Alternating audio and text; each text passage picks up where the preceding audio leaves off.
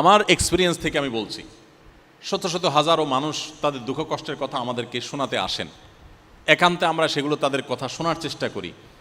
আমার এক্সপিরিয়েন্স বলছে, যারা অবৈধ পথে উপার্জন করে, হারাম পথে উপার্জন করে, আল্লাহর ভয় যাদের অন্তরে নেই, এই মানুষগুলো সম্পদের পাহাড় গড়বার পরও কখনো সুখ পায় না। ওই যে মানসিক প্রশান্তি যেটা, এটা কখনো পায় না। কারণ একটা নগদ শাস্তি তো হারাম উপার্জনকারী স্বয়ংক্রিয়ভাবে পাবে, সেটা হলো জাহান্নাম। তো অনেক পরের বিষয়। নগদে যেটা পাবে সেটা হলো অপরাধ বোধের অদৃশ্য জ্বালা, অদৃশ্য দাহন। কারণ আপনি অবৈধ সম্পদ দিয়ে, ঘুষ নিয়ে, হারাম উপার্জন করে, অন্যায়ভাবে সম্পদ আহরণ করে আপনি অনেক পয়সা কড়ি করেছেন, অনেক অ্যাসেট করেছেন, গাড়ি বাড়ি করেছেন। এগুলো দূর থেকে মানুষ দেখে আপনাকে মনে করবে আপনি অনেক সুখে আছেন, বাট আপনি জানেন যে আপনি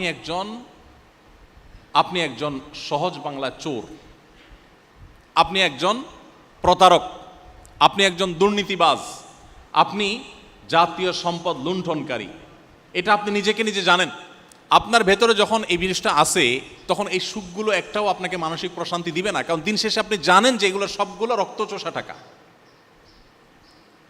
আপনার অপরাধ বোধের এই যে জ্বালা, এই জ্বালা থেকে বাঁচার কোনো ট্যাবলেট পৃথিবীতে আবিষ্কার হয় নাই, কিয়ামত পর্যন্ত হবেও না।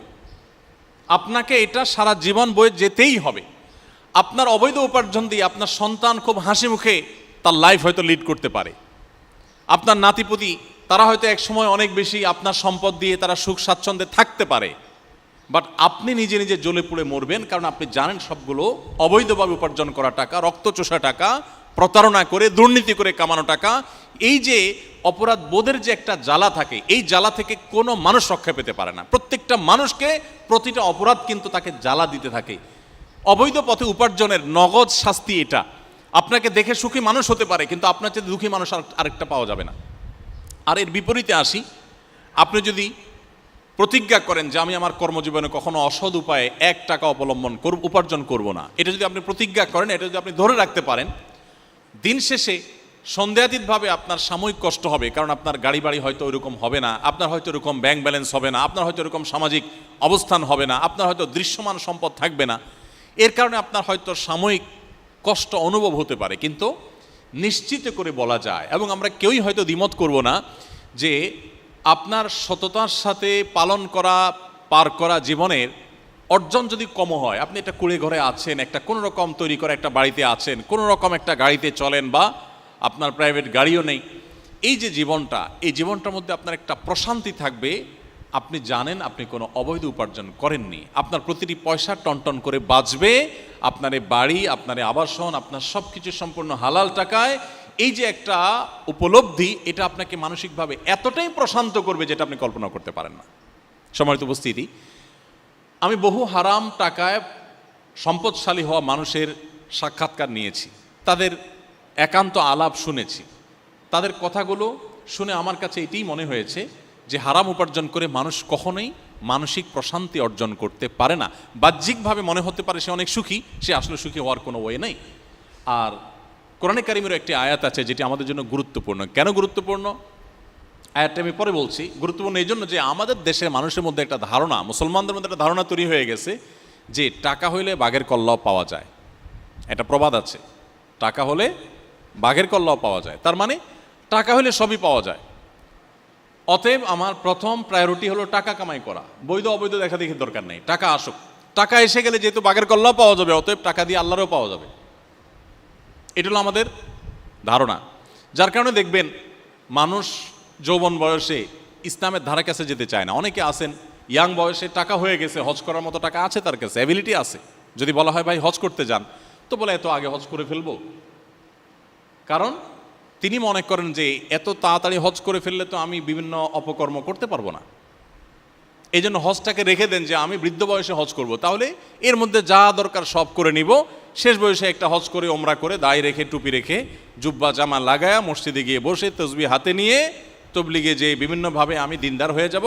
আর আমার প্রিভিয়াস লাইফ যেটা, এটা টোটালি দাঁড়িয়ে থাকবে হারামের উপরে। আমরা অনেকে ইসলামটাকে ঠিক এইভাবে পালন করার চেষ্টা করি, অথচ বাস্তবতা হলো যে আমার পেছনের ইতিহাস, অতীত মানুষ না জানতে পারে, আল্লাহ তাআলার কাছে রেকর্ড আছে। আর বান্দার হক আল্লাহ তাআলা মাফ করবেন না। এই জন্য আমি এখন সম্পদ কামাই করে নেই, একটা সময় আমি ফেরেশতা হয়ে যাব, এটা একেবারেই একটি ভুল জায়গা এবং ভুল চিন্তা।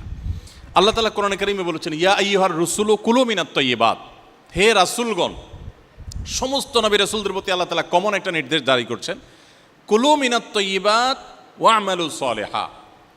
সমস্ত নবী রাসূলদেরকে আল্লাহ বলছেন, হে রাসূলগণ, আপনারা হালাল ভক্ষণ করুন, হালাল উপার্জন করুন।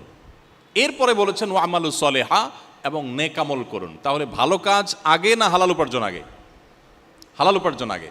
আর আমরা আমাদের দেশে যেটা দেখি সেটা হলো মানুষ আগে হারাম কামাই করে নেয়, এরপর বুড়ো বয়সে এসে, বৃদ্ধ বয়সে এসে তিনি হালাল উপার্জন করে বা আপনার ইবাদত বন্দেগী করে ভালো কাজ করার চেষ্টা করেন।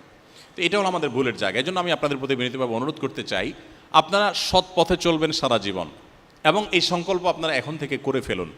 এটাতে আপনারা সাময়িকভাবে মনে হবে পিছিয়ে আছেন, অনেকের সাথে প্রতিযোগিতা আপনি তার সাথে তাল মিলাতে পারেন নাই, তার পর্যায়ে থাকতে পারেন না, কিন্তু প্রকৃত অর্থে মানসিক প্রশান্তি আপনি অনুভব করবেন। আর অবৈধ সম্পদে পাহাড় গড়ে আপনি মানসিক প্রশান্তি কখনোই অনুভব করতে পারবেন না। আরেকটা বিষয় হলো যে আপনি যখন হালাল উপার্জন করবেন, হালাল উপার্জনের মাধ্যমে মানুষ ইবাদতের মধ্যে তৃপ্তি পায়, নামাজের মধ্যে তৃপ্তি পায়। আজকাল আমাদের ইবাদতের তৃপ্তি নাই, এটা একটা অভিযোগের জায়গা। এর একটা বড় কারণ হলো হারাম উপার্জন। হারাম উপার্জনকারীর দোয়াও কবুল হবে না। এই যে হজের মৌসুম শুরু হয়েছে, লক্ষ লক্ষ মানুষ সারা পৃথিবী থেকে হজ করতে আসবে। আমাদের দেশ থেকেও প্রায় 80,000-এর মতো হাজি যাচ্ছে এবছর। হজ করতে যেয়ে কাবায় গিয়ে একেবারে কাবার দুধারে ঘুরে ঘুরে তওয়াফ করে দুহাত সম্প্রসারিত করে আল্লাহর কাছে আপনি দোয়া করলেও নবী সাল্লাল্লাহু আলাইহি ওয়াসাল্লাম বলেছেন দোয়া কবুল হবে না যদি আপনার হারাম উপার্জন থাকে। আপনি যত দোয়া করেন, কাবার ভেতরে ঢুকে দোয়া করলে দোয়া কবুল হবে না, সমস্ত হুজুররা একসাথে দোয়া করলে দোয়া কবুল হবে না। আমরা তো মনে করি যে আমি আগে টাকা পয়সা কামাই করিনি, এরপরে টাকা পয়সা দিলে হুজুররাও তো খুশি হয়ে যাবে, হাদিয়া তোফা দিয়ে দিব, মাহফিল মসজিদ করে দিব, মাদ্রাসা করে দিব, হুজুররা নারায়ে তাকবীর দিবে, দোয়া দিয়ে দিবে, আর কি লাগে। সারা পৃথিবীর সব হুজুর একত্র হয়ে, মক্কা মদিনার সমস্ত ইমাম সাহেব একত্রিত হয়ে যদি দোয়া করেন, আল্লাহ আপনি আপনার এই বান্দারে মাফ করে দেন, জান্নাত দিয়ে দেন, আর আপনি যদি মানুষের রক্ত চুষে থাকেন, অবৈধ উপার্জন করে থাকেন, দুর্নীতি করে থাকেন, হারাম কামাই করে থাকেন, তো এই সমস্ত হুজুরদের দোয়া কবুল হবে না এবং আল্লাহর কাছে আপনার ঠিকই জবাবদিহি করতে হবে।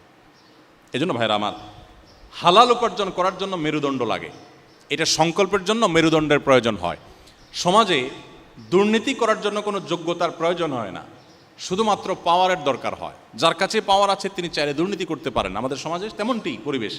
কিন্তু আপনারা যারা কর্মজীবনে প্রবেশ করছেন অথবা ভবিষ্যতে করবেন, আপনি যদি সংকল্প করেন যে আমি হালাল পথে থাকব, হালাল পথে থাকলে সমস্যা কী হবে সেটা বলাই বাহুল্য, আমি বলে রাখি। নাম্বার 1, আপনার পরিবার থেকে আপনি সাপোর্ট হয়তো পাবেন না। বাবা মাই বলবে যে অমুকের ছেলে তোমার সাথে একসাথে জয়েন করে কত কিছু করে ফেলছে, তুমি কি করলা। একইভাবে আপনার স্ত্রীর পক্ষ থেকে হয়তো আপনি সহযোগিতা পাবেন না। এই জন্য জীবনসঙ্গী নির্বাচন করার আগে এই বিষয়গুলো খুব দেখা। নবী সাল্লাল্লাহু আলাইহি ওয়াসাল্লাম এই জন্যই বলেছেন ফাজফর বিজাতিদ দ্বীন, তুমি বিয়ে করার ক্ষেত্রে তোমার জীবনসঙ্গীর ধার্মিকতাটাকে সব কিছুর উপরে বিবেচনায় রাখো। সে যদি সত্যিকার অর্থে ধার্মিক হয়, সত্যিকার অর্থে আল্লাহভীরু হয়, সত্যিকার অর্থে দিনদার এবং মুসলমান হয়, তাহলে সেক্ষেত্রে তাকে জীবনসঙ্গী হিসেবে নির্বাচন করলে তুমি সুখী দাম্পত্য এটা তুমি উপভোগ করতে পারবে। সো হালাল উপার্জন করতে গেলে বাধা কী কী আসবে সেটা বলাই বাহুল্য। আমি প্রায় সময় বলি, ইয়াংরা যারা বিবাহ শাদী করবেন, এখনও করেন নেই, বিয়ের আগে হবু স্ত্রীকে সাফ সাফ জানিয়ে দিবেন যে আমি কিন্তু খুব তেড়া কিসিমের যুবক, সমাজের যে স্রোত দেখতে পাচ্ছ আমি কিন্তু তার উল্টো দিকে চলবো, এবং এটা গল্প না, এটা কোনো তোমাকে কথার কথা বলছি না, এটা সিরিয়াস আলাপ। আমার স্ত্রী হয়ে তুমি কিন্তু অনেক বেশি শাড়ি চুড়ি পরতে পারবে না, অনেক ভালো গাড়িতে হয়তো চড়তে পারবে না, আমার বন্ধুরা দোস্তরা অনেকে অনেক কিছু করবে, আমি কিন্তু করবো না, কোনো রকম নুন পান্তা খেয়ে বেঁচে থাকতে হতে পারে।